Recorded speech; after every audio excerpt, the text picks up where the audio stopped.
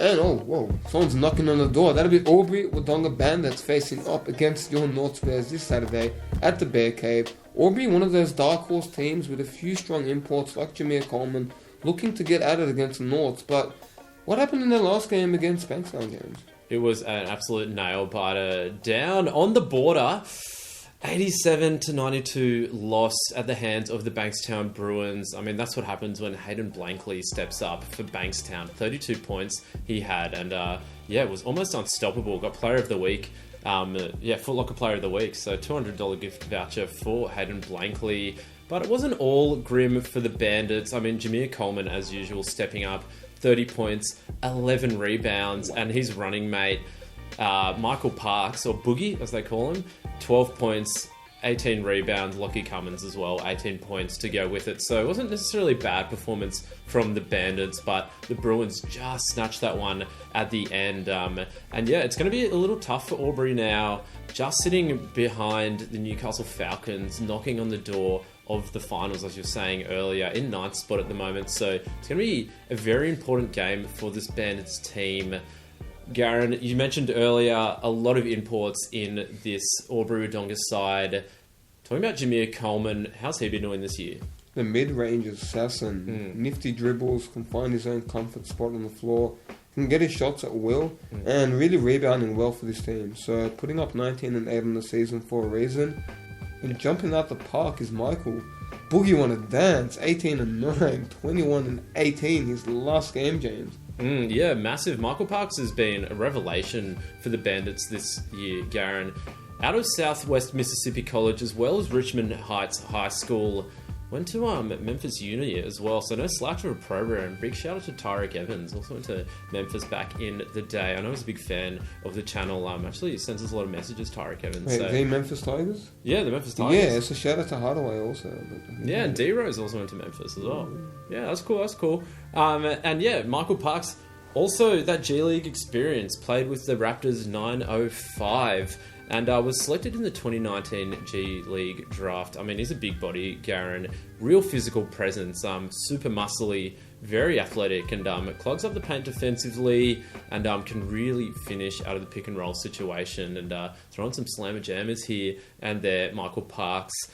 And another player with a ton of experience, Garen. I always say that about a lot of players, but this is true with Lockie Cummins. I mean, last year with the Albury Wodonga Bandits, this year he's back as well, averaging 18 points, 4 rebounds to go with that as well. Really shifty shooting guard. I mean, originally out of WA and originally played in the WABL with the Cockburn Cougars and the Joondalup Wolves. I don't know how to say it, but the finals are there this year, so we'll hopefully be visiting there later in NBL1, and also played on with Perth Wildcats, was a development player for 2 years over there in WA and in the New Zealand Basketball League with the Southern Huskies.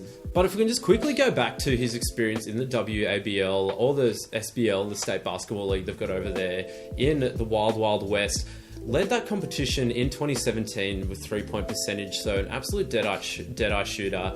And the next year in 2018 with Perry Lakes won the championship, so he's got that pedigree in him as well. Lockie Cummins fighting for a contract, so hopefully he gets one this off-season. Yeah, he should. I mean, he should be back in the NBL. Lockie Cummins, I mean, he's such a talented player and really helping this Albury Wodonga team have a pretty decent season, but definitely not his fault. They're just outside the playoffs spots. And rounding out their squad as well, Jacob Sinarak.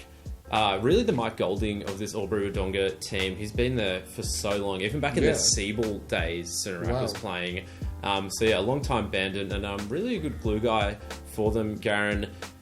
And one last player I'd like to give a big shout out to is one of our favourites, Eric Mia Flores, the point guard off the bench for Albury Wodonga, balling out, Garen, at age 41. Age is only a number for Eric Mia Flores, killing it out there. Good to see him still balling, and hopefully see more old heads in the league in future years to come. Mia Flores didn't debut professionally until he was like 36, so really quality player, hung around. It's that stick shooter mindset, as you like to say, Garen. Played a whole bunch of country Victorian for a whole bunch of country Victoria teams. Big V for Craigieburn, and also in the Melbourne Basketball League. Was the 2020 Filipino-Australian Player of the Decade There you as go. well.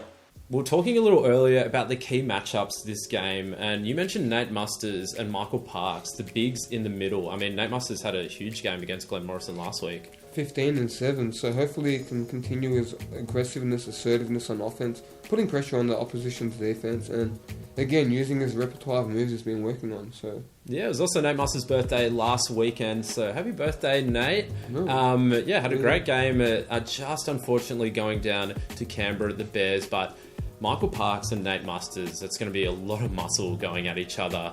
So we'll see how they match up. It's going to be interesting to see who the Bears chuck on Jameer Coleman as well. You've got to think Mike Golding will probably get that assignment.